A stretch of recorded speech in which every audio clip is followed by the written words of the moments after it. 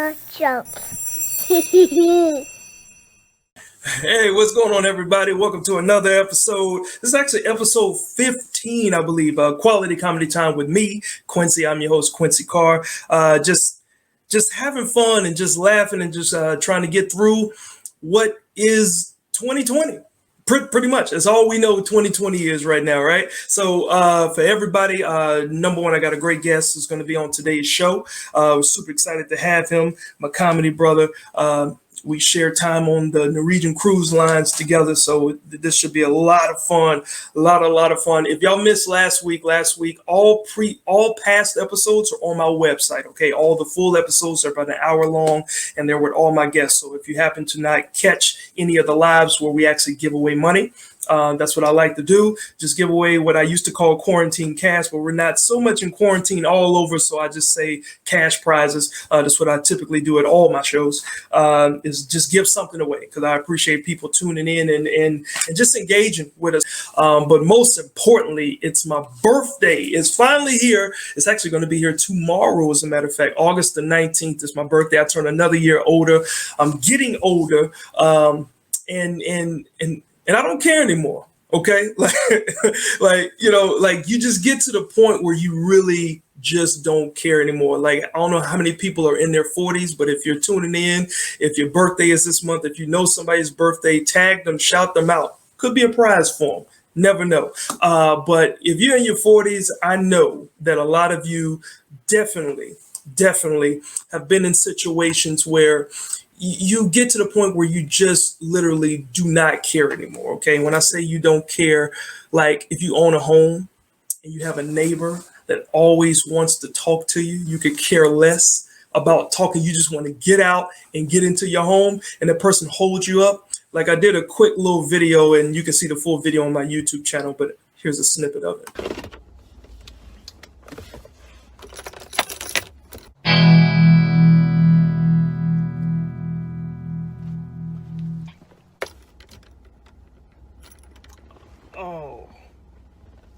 Oh no.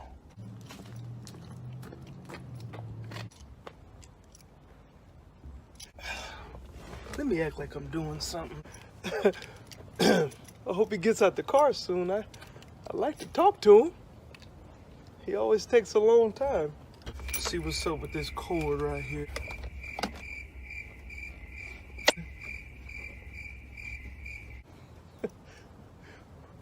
Why is he cleaning his steering wheel? Does he think I can't see him lean back in the seat?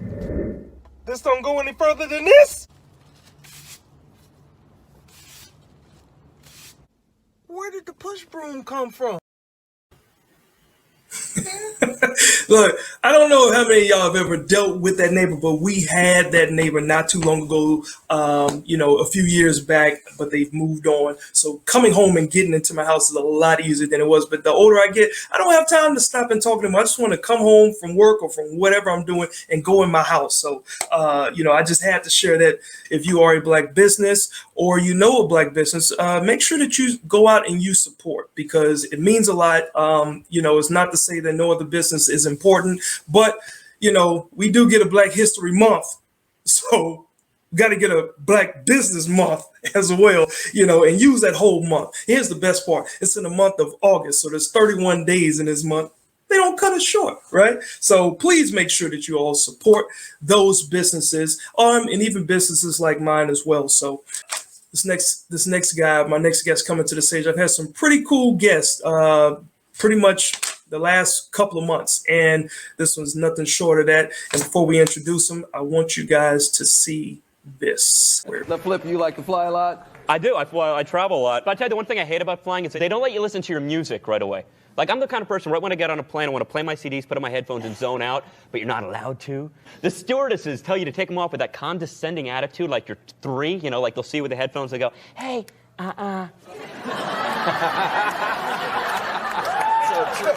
It's so true. That is absolutely true. That's when he was on Byron Allen's show. Now, tonight's guest, a good industry buddy of mine, a fellow headliner from the Norwegian Cruise Lines. You've seen his hilarious stand-up performances on Comedy Central, NBC, HBO, and That's just to name a few, ladies and gentlemen. He's also an actor. He's been on the big screen as well as network television shows. So let's welcome to the show my man, Flip Schultz. What's going on, Flip? Oh my gosh. What's up, Quincy? Happy early birthday, man. Hey, thank you very much, man. Getting older, man. I don't even know why I don't really feel like I forgot tomorrow is my birthday. Like somebody said, hey, well, what's going on Wednesday? And I looked at my calendar. I said, oh man, that's my birthday. They said, you forgot your own birthday. Dude, I forgot it's August, man. I still think it's September of 2 years ago. Time has no relevance anymore. No. Time is leaving us. Just like you kind of like you're out there in LA right now, so your time 3 hours behind, but you're looking to get even with the East Coast, from what I understand. You're looking to move back. Yeah. I am current. That's why this is my office, but it is pretty packed up right now. I'm heading back to Florida. I'm actually I'm moving from LA. After about 20 years, just going to Florida right now. Just LA is really, it's kind of stalled right now as far as our industry. Their clubs aren't open, and it's expensive to live out here. So I thought, you know what, if I'm going to spend money just waiting, why not do it where it can be closer to my family in Florida and, do it a little cheaper. But I'm literally going from California to Florida, one hot spot to the other. I was just about to say that. I was just about to say seriously, it's like out of the frying pan into a more racist, ignorant frying pan. And I also know that that's the state that the current president won too. So, maybe you'll go out there to do some damage, right? Shake things up a little bit, right? I hope so, man. I hope my coming east from the west will add a little more blue tint to our state.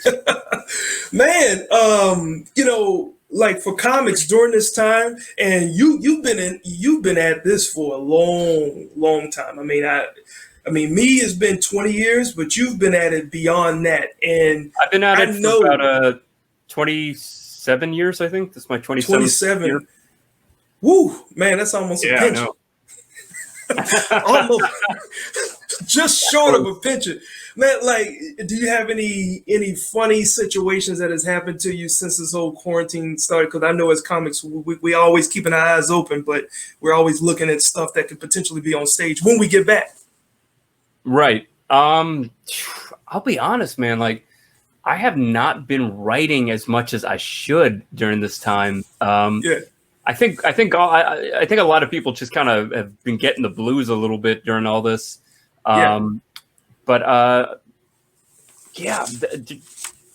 mean, there's a lot of crazy things that have been happening to the world since this all started. I think, it's something that I really found to be actually uplifting is during all of this, the real kind of heroes of the world have been recognized, the essential workers like teachers and sanitation workers and things like that. I think they've been finally getting the recognition they deserve.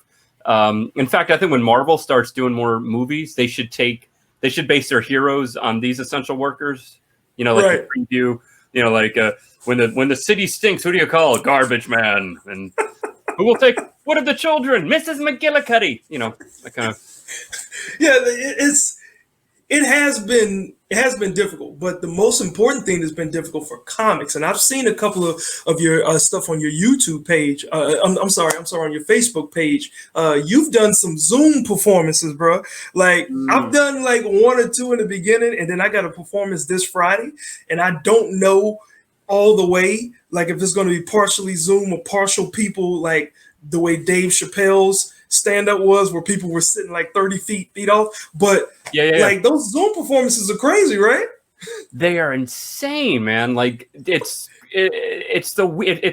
equate it to like trying to learn a second language, because we're used to we're used to comedy having a certain rhythm to it and the symbiotic energy you get from a live crowd. And when you're doing it through just talking to a webcam, and then there's like a 3-second delay, and maybe you'll hear a laugh, or maybe some people are muted, so you'll just see like, and it totally messes with our comedic equilibrium. Actually, a couple of days ago, I did my first live show in about 5 months, but it was like at a drive-in. So how it worked, like they were projecting my image on a screen behind me, and people were hearing me in their radios, and they would applaud by honking the horn. That will mess you up big time. To be honest, I loved it. To Really? me, and I mean, yeah, because it was instant response. I felt like I was just playing to people with a really loud, weird laugh at that point. Yeah. I was just doing anything to just justify it and just be, again, so excited that I knew there were people right there reacting to it. So that actually made me feel really good, man. Yeah. The one thing that I know that surprised me about you, because I looked it up, it showed that you said you performed with the Temptations. Is that correct? Yeah. Like you you were on stage performing with them, or you were opening up for them? Because I opened for them. I opened for them. Stop No. lying to people, Schultz. This is Come on, man. I'm like, yo, this dude was. Dude was performing with the Temptations, like they let you in. Hold up, was this before all the original members passed away? Because Otis, I think, Otis was still in it. So there's still an original Temptation. Oh no, they would not have. I could be in the Caucasians, not the Temptations. That's about it. They would. The Caucasians, and I'm sure it would sell tremendously. My girl. It's my girl. It's mine. My girl. She's all mine. Mine. Man, like, when me and you met on the cruise ship back in what was it, October of last year, man. Yeah. Wow. Yeah, like that's when I went out to LA and that's where I picked the ship up. So number one, just to perform with you, like you made me up my game, like, because we like when we're performing on the ship, we're a lot of times we have our own show. So but this was a karaoke. So you actually you hit me to your fit, and you got me on stage doing the karaoke. That. So, like, what's the thing with the karaoke thing for you? Oh man, I'm a performer just in my heart. So any chance to get on stage and do something, I'm always up for it. But I think karaoke, just because I don't have a great voice, but I love to sing. Yeah. And I think honestly, every comedian wants to be a rock star, and every rock star wants to be a comedian in some way. Right. So for me, just being able to maybe not sing well, but carry a tune enough and still be entertaining while I do it, and seeing the people, especially because the people on the ships, they know us as the comedians, and they just think, oh, they're funny guys. But I get a little charge when people see me and they go, oh, wow, he could kind of sing too. Oh, that's nice. Flip. I did not want to perform karaoke, and you were like, Q, if I pick the Temptations, my girl, you have to come sing it with me. And I'm like, come on, man. I actually felt nervous doing that, but I'm fine being in front of the hundreds of thousands that's coming to watch us do stand-up. So that kind of opened me up, that when I went on my next ship, I went to the karaoke by myself. There you go. Because of you. I'm like, now I enjoy doing the karaoke. I'm singing R. Kelly's I Believe I Can Fly. This is man. Horrible. Oh, no. That's a bad choice, bro. That's a bad choice. No, R. Kelly? But you still get up there and you do it. You get out of your comfort zone, man. That's what it's about. Yeah, look, do you remember this one right here, this performance right here?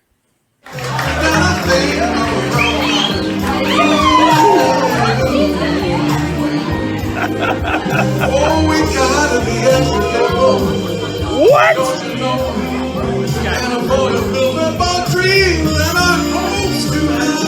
Holy! Now that is Barry White. That dude surprised everybody. Great. Oh, that's what dude. That's another great thing about going to karaoke. I mean, for me, the fact that I get to go up there and do a little performing is fun, but it's watching other people. Like sometimes, like you said, that guy went up there. We didn't think twice about, here's just some older white guy, and he gets up and just does Me and Mrs. Jones and just nails it. But I have seen so many unassuming people get up on karaoke and just blow it away. And then I've seen people that are horrible but are still having a great time. Hold on. That's what's great about karaoke. Do you remember the one girl? Now, I don't know. Now, I'm not laughing because of maybe she had a disability. It wasn't even about that. So, because I know this is cancel culture. Yeah, so you know exactly what I'm talking about. She reminded us of, if anybody's watching, y'all remember old school SNL, there was a character called Pat. You didn't know what Pat was, a man or a woman, but she would get up there and she would be so monotone and she would sing songs and she would never be on beat. So we started singing the lyrics with her as a background group just to make it more enjoyable, because it was like, oh my God, this is embarrassing. And she, everybody. Like, oh God, let's sing the song. Let's sing the song with her just to make it not seem so awkward. But she would get on the list 4 times in one night, and we couldn't even get on one. It's like, how does she keep doing it? And she'd sing it and just be like, "Thank you," and put the mic down and walk off stage. Oh, God bless her. Man, yo, like, but again, what's great about that is God bless her for getting up there and just doing it and not giving a crap. She just went up and just gave it what to her would be her all, and just owned it and didn't have any, she didn't care, and that's what I love again about karaoke. Right, and she didn't have anybody. I don't know if she was cruising by herself, but she didn't have anybody in support of her. She would just go up and do a thing, and then, you know, the group of it was the group of gay men that was on that same cruise ship, and they went up and they sung all the Diana Ross songs. They went up as groups, and it was like, oh boy, and then they would point, he would point at other people like, you, like, no, not me. Hey, look, I was in a club. It was on that same ship. I went to a club. And one of the guys in the group, and I'm just putting it out there, I'm not homophobic at all. Look, do what you want to do, live the way you want to live, but it's not for me. So this club did not have AC blowing really good, right? So I'm standing by the bar and I'm just trying to catch any amount of AC, and I'm not even looking. Well, I feel this nice brush of wind blowing on my face and neck, right? And it's just a constant thing. And I'm just like, now that's what I'm talking about. That's what I turn around. It was one of them. He had a big, the little fan, like he flicked it. Oh, like, I remember the fan guy. Yeah. and he was standing next to me doing this, and I'm like, oh no, I'm still hot. no, I don't like that wind anymore. But he was like, don't do that. He had a fan like this big, just yeah, he was just sitting there, and I'm like, man, that air feel good. That's what I'm talking about. As soon as I turn around, he like just fan. I'm like, no, that's not what I'm talking about, man. So like, it's just a lot of experiences like that, man. But just your whole style on stage, and and how you perform. The one thing that I like about you is your ability just to be candid and just kind of go off the cuff. Like, I don't go off the cuff as much. And watching you just take a situation like you can imitate anybody. Hey guys, hey, it's a show going on. Like, it was the guy that sounded like Kermit the Frog that was a host. I forgot his name. He was our host. It was and he tell those crazy stories. Hey, all right, here we go. So here's what we're gonna do. Oh my God, why am I blanking on his name? He's a great guy. Oh yeah, he's got a crazy name, but his voice, and everybody knows this guy. As soon as you bring his voice up, everybody knows him, man. All right, so here's what we're gonna do. We're gonna go. We're gonna have a show. And then, maybe I'll tell a story about how I was mugged by a transsexual vampire back in 1983. Yeah, every story starts out with, okay, so here's the deal. All right, here's the deal. All right, so this is what we're about to do. Tim Homayun, that's his name, Tim Homayun. Yes. Very, very, very funny dude, but he had some of the greatest stories that he would tell. But you can go off the cuff and just perform, and regarding your physicality, your impersonations, your stand-up routine, you've gotten some pretty cool, notable legends in the comedy game describing it, like SNL's Dana Carvey. He said you're like Jerry Seinfeld mixed with Robin Williams. That is so true. That's pretty cool. Anybody that sees you, I mean, you just brilliant, man. I believe George Carlin, the great George Carlin said he's like an ostrich on PCP. So explain that. Explain what he meant. Explain what an ostrich on PCP is. Well, explain how does that correlate to you? Okay. Well, okay. I'll tell you. This is when I first moved out to LA, which was about 20 years ago. Yeah. I through just great circumstance, I ended up getting picked up by George Carlin's manager. Excuse me. And so he had me open for George at a few shows, actually in Florida. And the first show, I'm backstage and I'm really nervous. And my manager comes up and goes, "All right, you're on in 5 minutes. You ready?" I said, "Yeah, I'm ready." And then just right at that moment, we were like at the end of a hallway. On the other end of the hallway, it's like a double door opens up and Carlin comes strutting down the hallway, dressed all in black. And well, since we're not using profanity, I won't say what he was humming, but he was humming a very dirty word, making us all laugh. And then he comes up to me and he goes, "Hey, Flip, I'm going to put my stuff away. Then I'm going to come watch you show him. I'm excited to see you." And I was like, "Okay, George Carlin." So I get out, and this is in a theater in front of, I would say, about 2,000 people. Nice. And my heart is racing, not only because I'm in front of this many people, but I know George Carlin is watching me on the side of the stage. So I do about 10 minutes and just had a great set, just a really solid set. And I get off stage, and George is waiting there, and he's smiling and goes, "Kid, that was great. You were funny, man. You're kind of like an ostrich on PCP." And because it's very physical and goofy. And I laughed, and I later on, I asked him if I could use that quote from my bio, and he actually goes, yeah, I'm thinking, though, what's funnier, PCP or angel dust? And I said, I think PCP. He goes, "Yeah, PCP, you said." But I just thought that was, no matter how big he got, he was still such a perfectionist in his writing. He was still trying to think of the funnier word, just in a silly little quote from my bio, PCP or angel dust. So just a really great guy too. Yeah, like I could imagine like getting a chance to meet those individuals. Like, is there anyone else? Huh? I'm sorry, I lost you for a second. Sorry. Oh, okay. That was my bad. No, man, it's all good. I can imagine like what it's like to run into some of the like legends. Like, how many other individuals could you recall that you had a pretty interesting time, a moment in time with? Wow. Well, I mean, for me, one of the biggest, there were two big ones for me. The first one, it's going to sound silly, Weird Al. Yankovic. When I was a kid, Weird Al Yankovic. When I was a kid, I was a huge Weird Al fan. I mean, obsessive. Loved him. And in like 1994, I met him at a record signing, and I was on the news as being his #1 fan.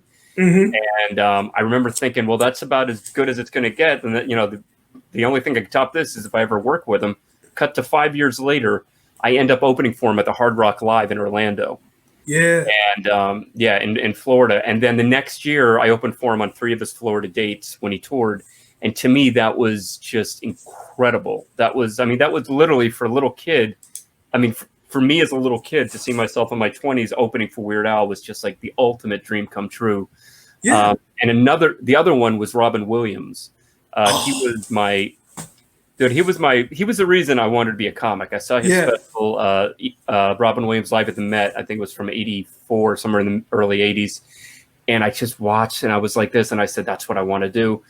And I met him a couple of times. The last time I saw him was up in the San Francisco area, this town called Mill Valley that has a wonderful place called the Throckmorton Theater. It's this little, maybe 300-400 seat theater, but they would do comedy once a month. And Robin lived in that town. He lived up in the Bay Area in that town.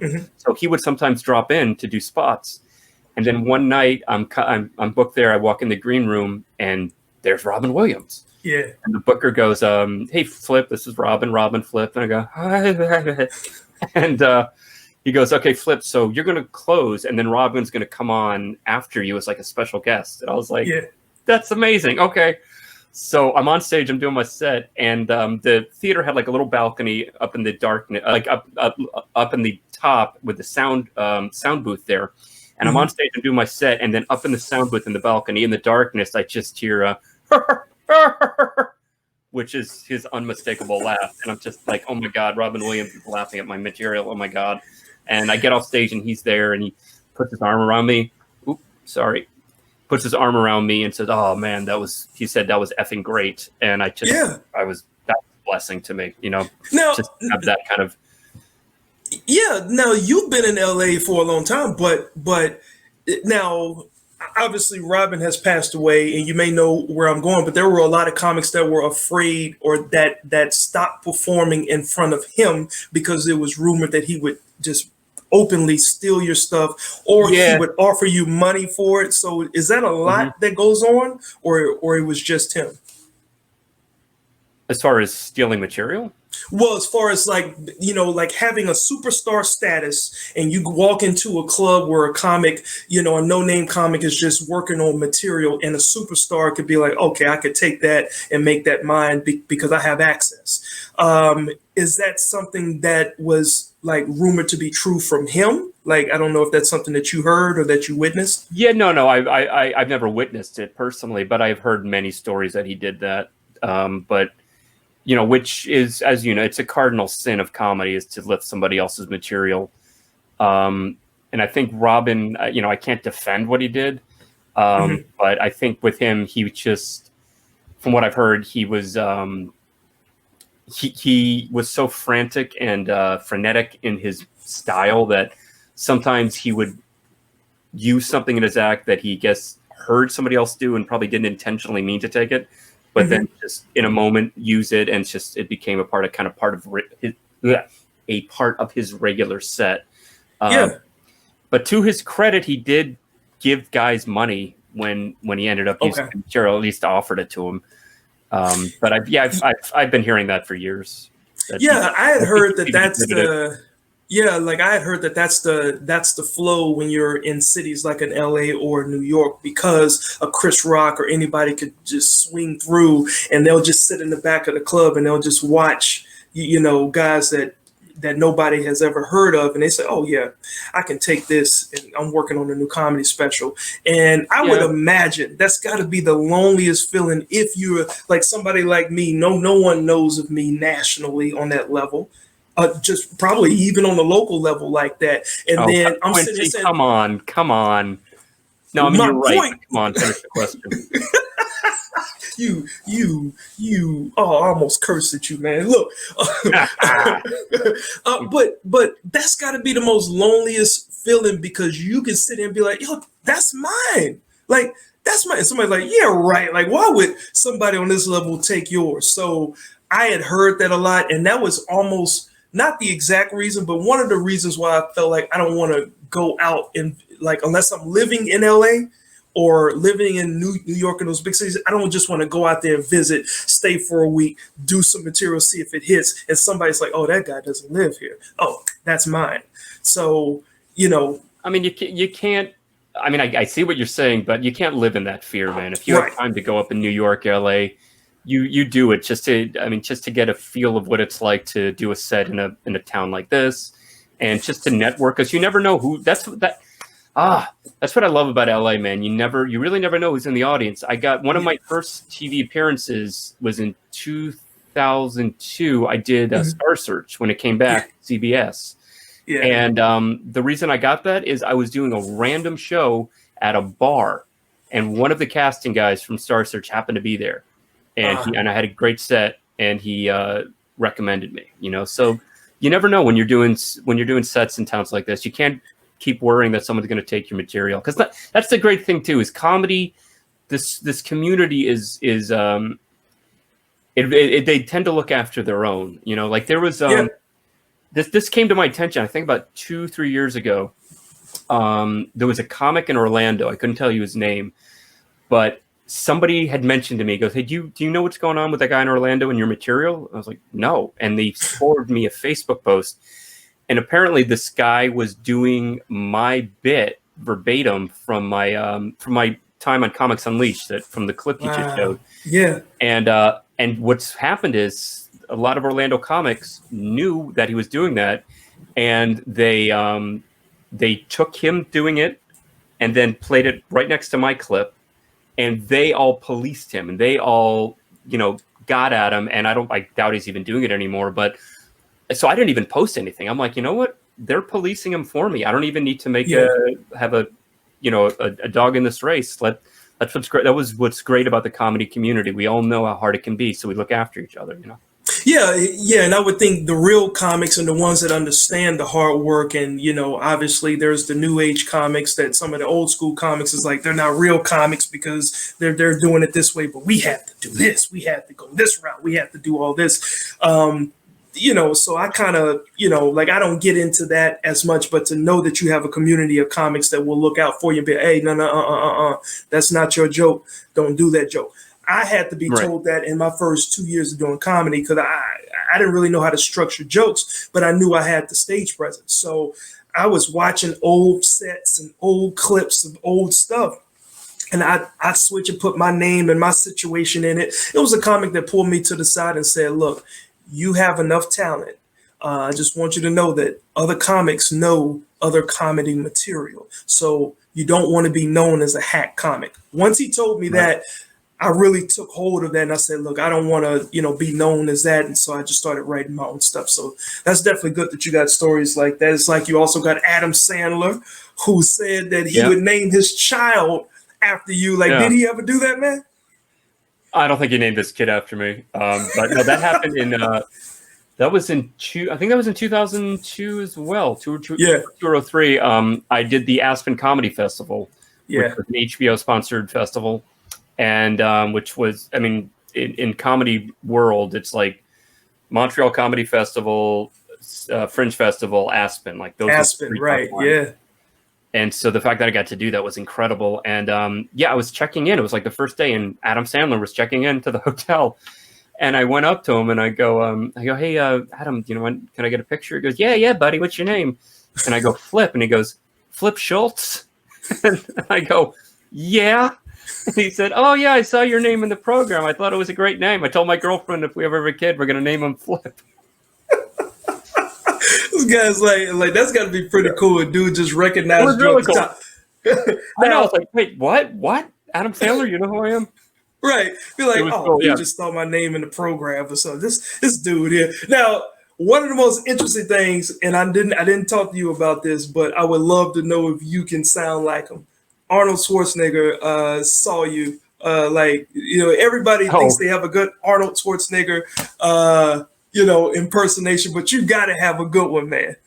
I don't have a good one. I have one I could do what everybody else does, just this Austrian, this, but everyone does an Arnold, so it's not a big. It's an awful Arnold. Hold on. Now, did he actually see you live at a performance and he came up and he talked to you? Yeah, this was again, this was all early 2000s. This was after you know who Milton Berle was, right? Yeah. Milton Berle, he had just passed away, and I was asked to perform to speak at his tribute at the Friars Club out here in LA, kind of representing the young comics, because his nephew was a friend of mine and the producer of my second CD. And I actually got to meet Milton, and I hung out with him for like 4 hours, which was incredible in itself. So he asked me to speak at this tribute. And so I'm in the room with comedy legends, and I don't use that term lightly. Like, Jesus, Red Buttons, Phyllis Diller, Carl Reiner, Shecky Green, God, I can't, Schwarzenegger, so many, I can't even remember them all right now. Schwarzenegger was a comic? Or you're just talking about legends? Just talking about legends. Okay, I'm like, hold up, man, Arnold, go to the chop on. That's it. So, what's up with airline food? You want to get the peanuts, but they're so small, and you think in the pillow is too tiny. I can't get to sleep. As long as you can nail that, you've nailed Arnold Schwarzenegger. Okay, I'm sorry to interrupt you.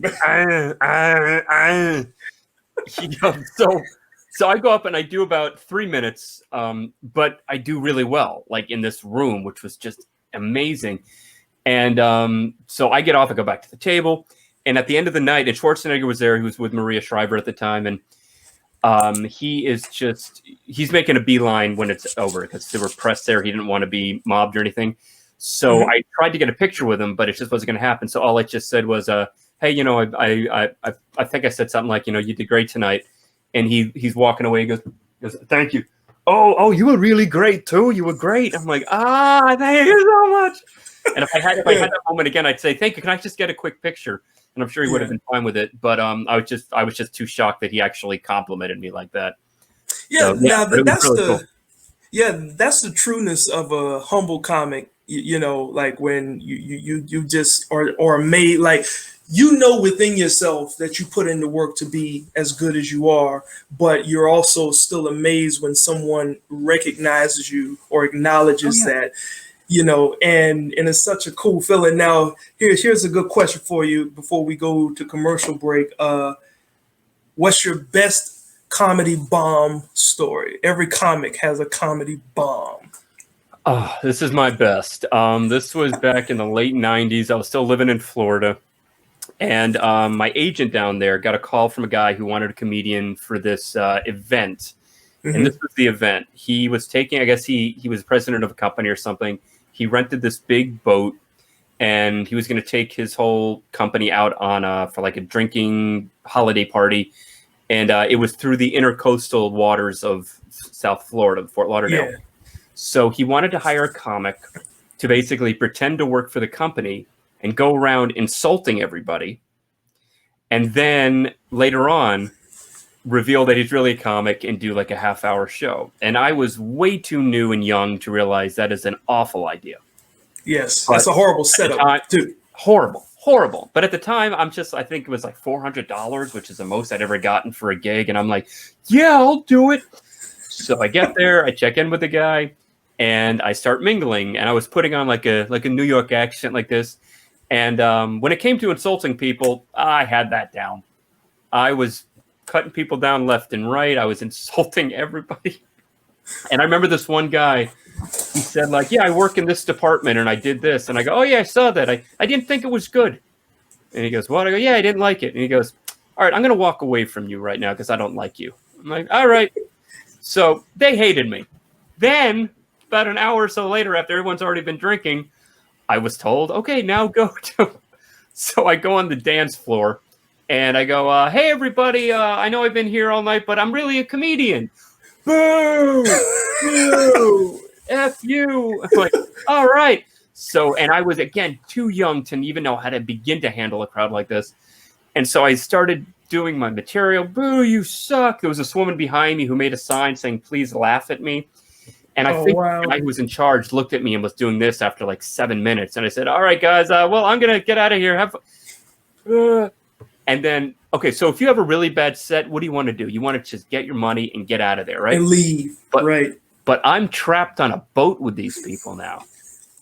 And it's not like the Norwegian boat where you do well. I'm in a little boat where you can hide. I'm on this little tiny boat, and there was I found a bathroom like below deck, and I literally curled up in a fetal position in the bathroom for the rest of the cruise. Then when we docked, I had to go up to the guy and get my money from him. It was just fun. So I was stuck with the audience I just bombed in front of, and it was a very, very awkward show. Worst bomb that I had. Yeah. I can imagine that. I know I've had some bombing stories. I have at least two, but I ain't gonna talk about those. Look, let's get into the next segment before we take a quick little break so I can plug my sponsors. But this is the fun segment I like to call going completely off topic. Okay, so with this segment here, it's very simple. You don't know the questions. I'm just going to ask some questions that has nothing to do with this interview at all. You answer them the way you see fit. Okay. So the first question I have, going completely off topic, Flip.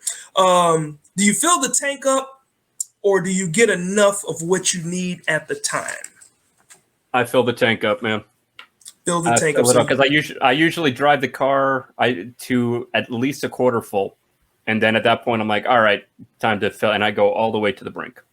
Yeah, see, I had a story where I got in an accident and totaled the car. I mean, it's a joke that I use on stage, but I totaled the car after I just filled the tank up. And that is the most loneliest feeling that you will ever have.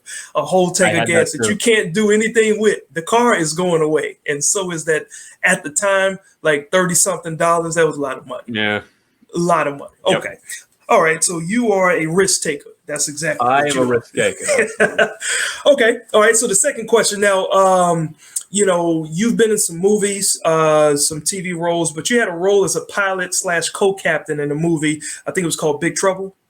Mm-hmm. Right? Yeah. Yep. And you also perform on cruise ships, Norwegian, and there's another one, right? I did Holland America one time. Yeah. Yes. Okay. So if anybody has seen him on there, shout him out. Now, you've been, well, you played a pilot in the movie and you perform on a cruise ship, so you know how the captains on the cruise ship talk. Which job do you think you would do worse at being a captain? A captain of a plane or a captain of a ship? And explain why. Oh man, they can both be annoying at times. Yeah. Probably the captain of a plane. Why is that? Only because I can be a little bit of a sick puppy, and I think I don't know if I could resist the urge to just go like real quick, just, you know. Just to see if are they screaming? It's funny. This is your captain. Just letting you guys know that was yeah. Hi everybody, this is your captain up here. We are what the hell? Sorry. This is your captain. Yeah, because on the cruise ship, like the captain comes on maybe once every other week. If you're on the ship for longer than a week, like, you know, right. But when he comes on, this is the captain. Just want to welcome everybody to the cruise. We are so pleased to be with you today. And be like, what is he saying? Like, I have no idea what this guy is. So today we are about 18.3 kilometers from the southernmost tip of Mexico, and our longitude is 87.876 west and 21.27 north. And like, we don't care. Is it sunny? And are there a tidal wave? Nope. Then we're good. You don't need to be on. It's almost as if he's just laying in a bed and he's got the microphone. And he's, this is the captain. Just a pleasure to have you cruise with us with 32 kilometers from the tip of the Panama Canal. And yeah. Anybody wash their hands? Like, what?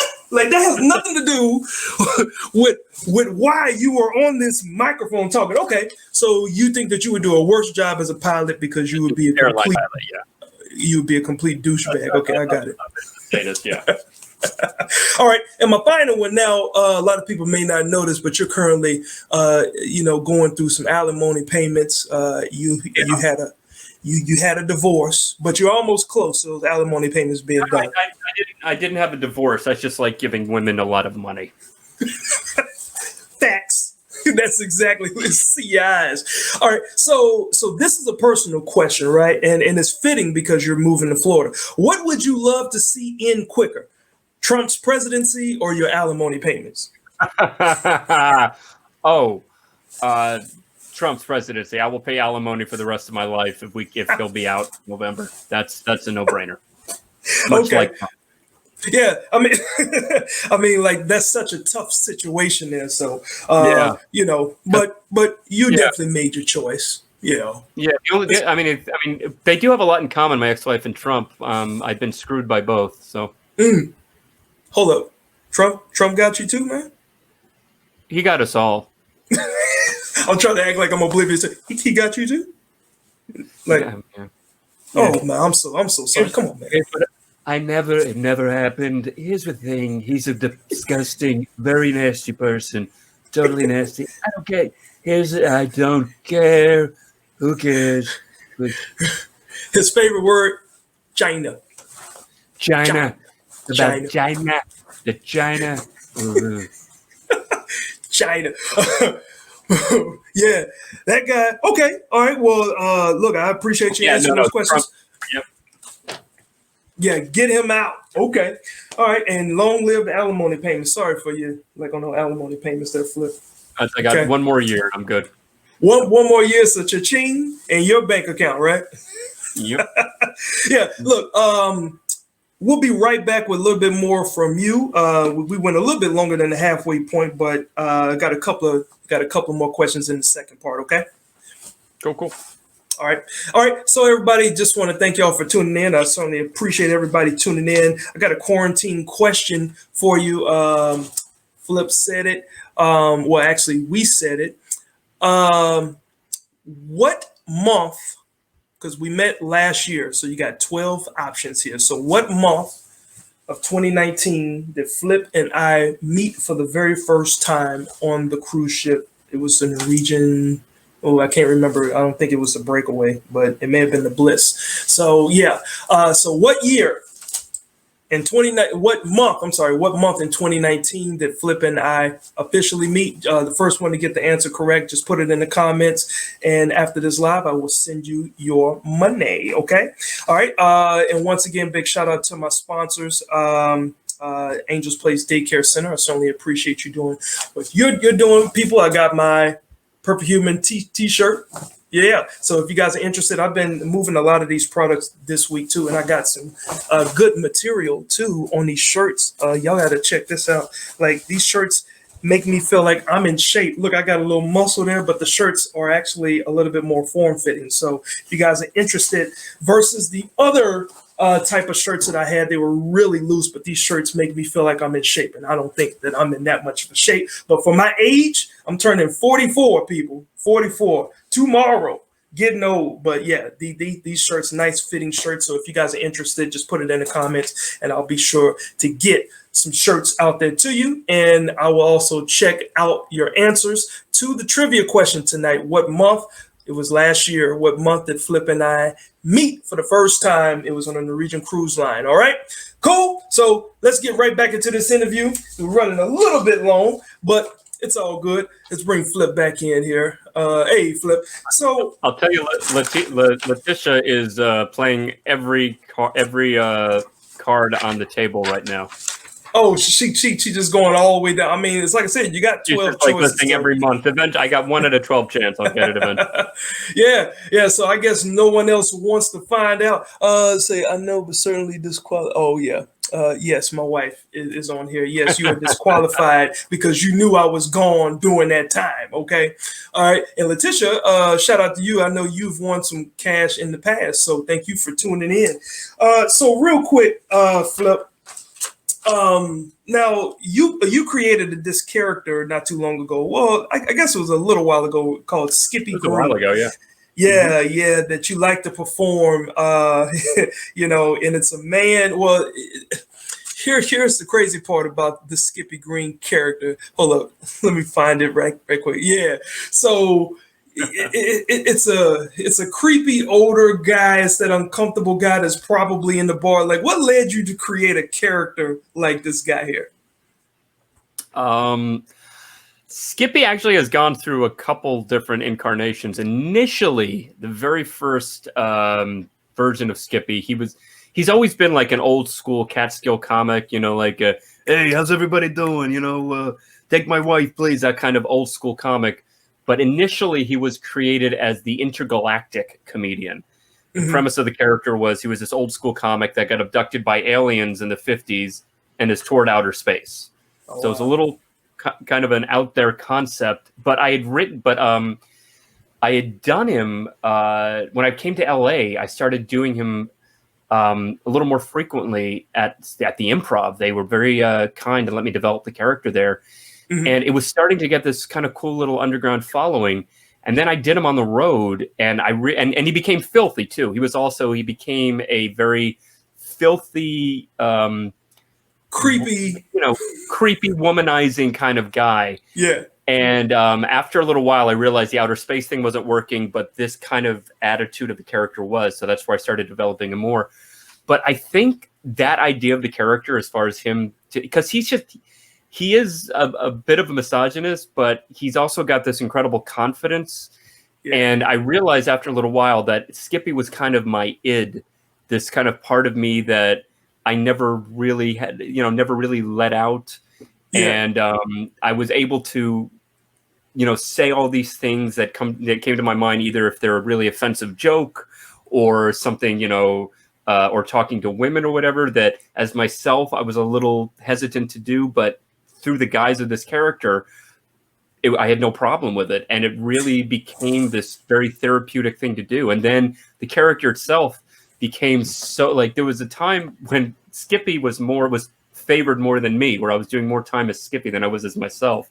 Right. I actually remember this one time at the Improv, I was hanging out with some comics, and I went into the character and just killing at the bar. Just everyone was loving it. And then I dropped the character. And after a couple of minutes, one of the comics goes, Flip, you're really funny, but can we get Skippy back? Because he's just effing hilarious. Right.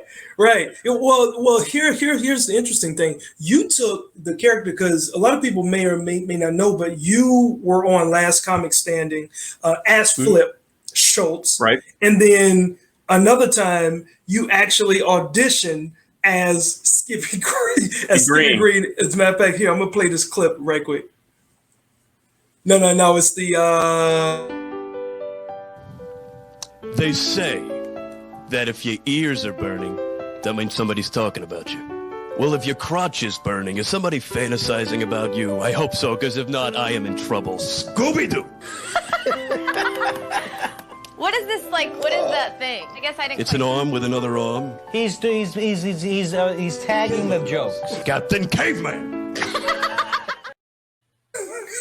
Like, do you know the level of confidence it takes to? Because it's not like you were, not looking to get exposure. So it was almost like you were taking a risk using a character instead of going back as Flip Schultz, because you didn't win Last Comic Standing. So you get another opportunity and you say, I'm going as this character. Thanks for rubbing it in, Quincy. Wow, thanks. Yeah. You know what? I did say it kind of hard because you didn't win. Yeah. You want to list off other things I didn't get?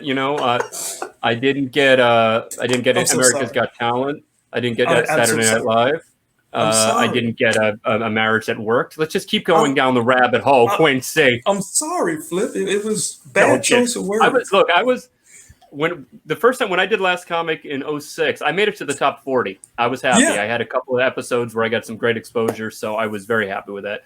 No, the Skippy Green thing,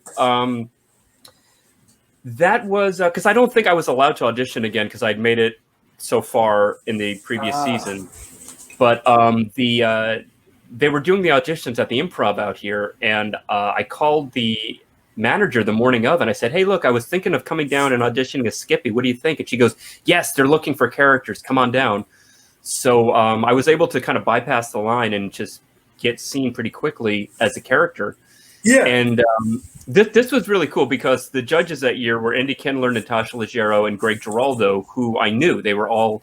I was friendly with them. We knew each other. So I remember I'm walking into the showroom and they're going, okay, who's next? Skippy Green. I go, oh, it's Flip. And one of them goes, no, it's Skippy. Okay, it's Skippy. So I go up and do my set. And what wasn't shown in that clip is after I get done, they were laughing and they go, they basically go, this is hilarious, but I don't think it's going to go very far in the show. So Andy Kindler goes, I just don't see it going far. So I'm gonna say no. And then Natasha goes, yeah, the same thing. I just don't think it'll work for the show. And then Greg Giraldo goes, well, you know what? Since you two already said no, I'll just say you're passed, and that way you and I could still be friends. Yeah, may he rest in peace, right?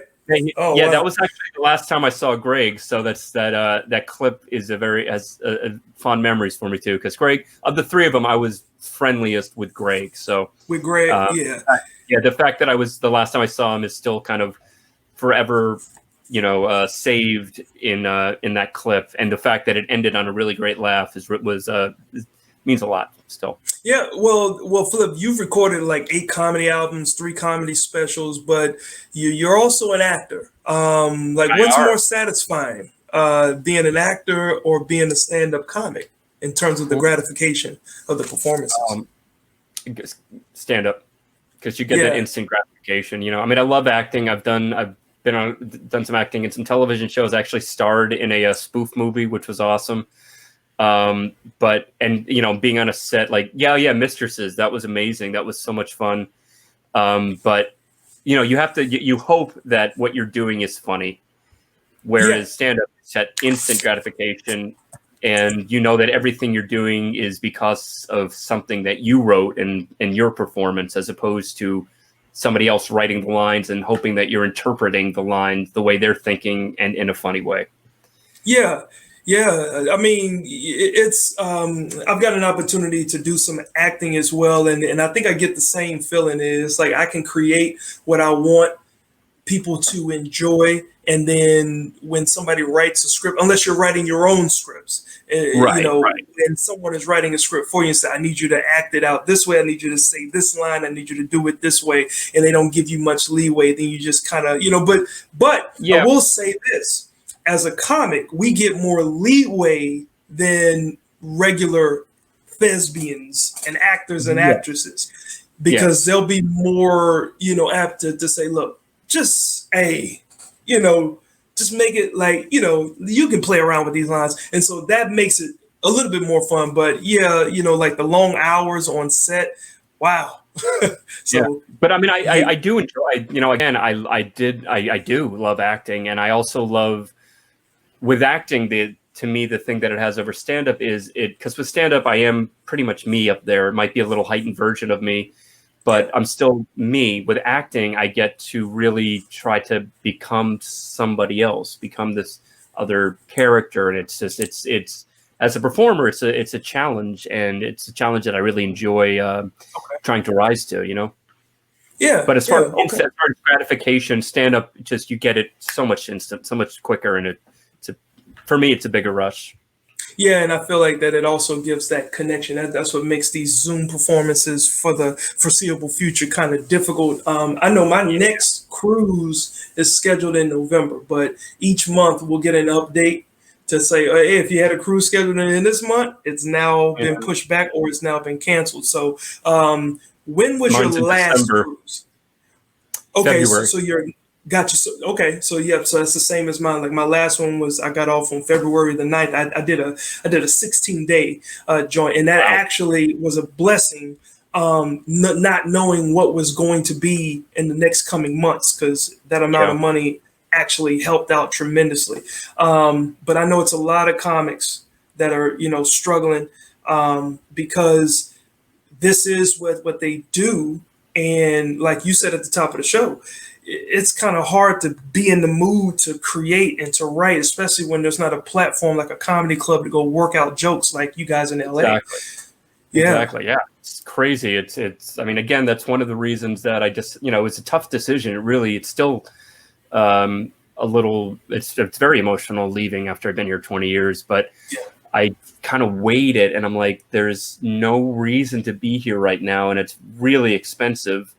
So all I'm basically doing is waiting. So why not wait someplace cheaper? Because I don't think that our industry, as far as the way we recognize it, will be back to any of that for almost another year. And I can't afford to stay out here for that long without really bringing in that income, especially from the ships that we're used to. So, there's a couple of pop-up shows happening here and there, but it's not enough to really, for me anyway, to really keep me here. And the great thing about Florida is there's a scene there already. And I was one of the guys that started it 20 years ago. Or over 20 years ago. So the fact that I'm going back, I think I'll be brought in pretty easily. And there's already a couple clubs that have said, we'll pencil you in for a few dates now. So. Oh, that's cool. Yeah. That's really a good note for a lot of comics and or performers, because I know a lot of comics will always say, I got to get out to LA, I got to get out to New York, I got to leave, I got to get out of here, it's too small around here. And the thing that I've always told people is you have to be locally grown before you're nationally known. If you're so much in a rush to get out of your own home, see, before you left Florida, you had already left a footprint there. So it wasn't that you had just started and then you shot off to LA and you restarted your career over, because that's all that happens. You know, you're top dog or you're scratching and clawing in the city where you live, and you go to these big old melting pots where everybody is looking for the same type of opportunity. There's only room for a smidgen of people, and you got to start right back at the bottom again. Well, build up where you are. Exactly. Like if you're if you come back home and they're like, hey, we got you. Exactly. Yeah. Like, you know, when I tell comics the exact same thing. Don't be in a hurry to leave. Build your acts. Do the road from where you are. You know, like if you're in Atlanta or if you're in Charlotte or wherever, keep that as your home base for a few years. Do the local rooms. Build your reputation there. Start going on the road. Learn what it's like on the road. Build a solid 30 to 45 to an hour out there, like solid, where you know would kill all the time. Get at least 5-6 years of experience as a road comic and really start to make your living at it. And then then if you feel you need to, go to one of the bigger cities where you're going to start at the bottom, unless you have some kind of an in through a bigger headliner or whatever. You're going to start at the bottom again, but at least you're going to make it, you're going to be known, you're going to be noticed, because you're going to have all this other experience that's going to just shoot you up the ladder faster than the guys that are just beginning in a big town. You know, you're going to stand out more as an experienced comic coming to one of those big towns. Got you. Like, that's wise words from a 27-year vet in the comedy game. Flip, look, you know, we are definitely out of time, but I certainly appreciate you coming on, man. And love being here, man. It's great seeing you. Hey, look, personally, I want to thank you. Because it's like I said, I watch every comic I work with, I watch just to see where I can improve and get better. And you definitely showed that, number one. And then when we got back to LA off of the ship, you were like, hey, come on out to my house for, a couple hours and just chill. So I was able to take a nap. We were, getting some food. Ironically, we were picked up by your now ex. My ex-wife. Yeah. So I'm freaking out, like, how is this car ride gonna be? Because your ex is picking you up, but she's also a performing comic as well. So she's on the ships too, yeah. Yeah, so that's an interesting thing, but just to see how y'all are working together, man, like it's just a lot to learn from what you're doing. And then you introduced me to the club owner there. I think it was the club manager? Who? That Flappers. was Flappers, it was Flappers. Yeah. So I Great appreciate club. that. Great I club. appreciate that. And and obviously, if I'm in Florida, I'm gonna hit you up, or when you go back out to LA, or if I know I'm going to LA, I'll hit you up and say, hey, Flip, do you have a connection? Because we have to use our connections, right? Yeah. Absolutely, yeah. And I'll be coming back here too. My move is definitely not permanent. I plan to be coming back. I'm definitely going to be coming back out here over the next year to visit, but plan on moving again toward the end of next year, beginning of 22. Okay, got you. Any last things, anything that you have coming up that you want people to check you out? And we can definitely put up your follows or your @. Well, my @ is right here. My screen name is just @FlipSchultz. My website, oh, there it is. My website is just flipisfunny.com. And right now, obviously there's really no live. Well, I actually have a live show this Friday, but I don't know if it's streaming. But if you go to my website, flipisfunny.com, I have a link to my iTunes and Amazon, and there you can buy any of my CDs. And like you said, I have about 9 of them, really, because I have one as Skippy Green. And as an artist like you, any little bit helps. So I would appreciate any kind of support. And thank you, Quincy. And I'm glad you're doing your show, man. It's really cool to see you staying creative and keeping it going, man. Hey man, I appreciate you, and it's one of those things. Like I told my wife, I said I'm sitting here. I can't do my regular monthly show that I was doing every month at Dave and Buster's because of the situation. I was like, I can't just sit here and not do something. It causes stress because it takes a lot to put these things together. However, it relieves so much because I'm talking with my fellow comedy and industry people we're all going through the same thing from a mental side, from just the understanding of what is our career. So that's why this platform was created. So I appreciate when cats like you can come on, because you can be doing anything else. So thank you so much, my man. My pleasure, man. Thank you. All right. So let me know, I guess, when you leave and go to Florida, and I'll let you know the next time I go down there. And obviously, we'll probably see each other on the next cruise ship. That first cruise that the comics get booked on is going to be a riot, I'm sure. It is going to be a party, man. I'm looking forward to seeing you back in the seas, man. All right, my man. You take care. You too.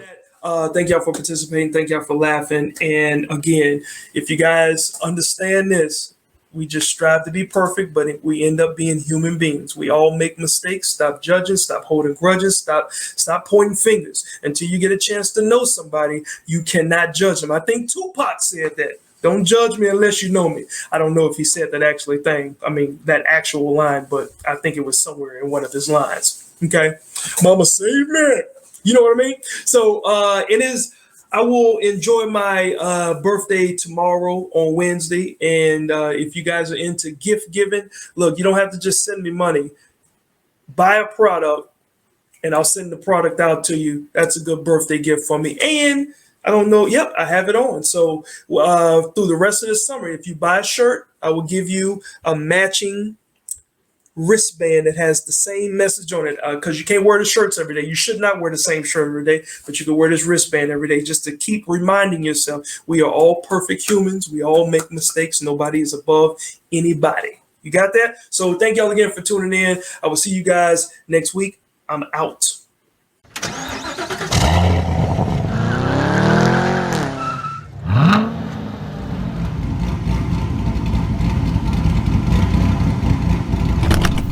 Daddy told jokes.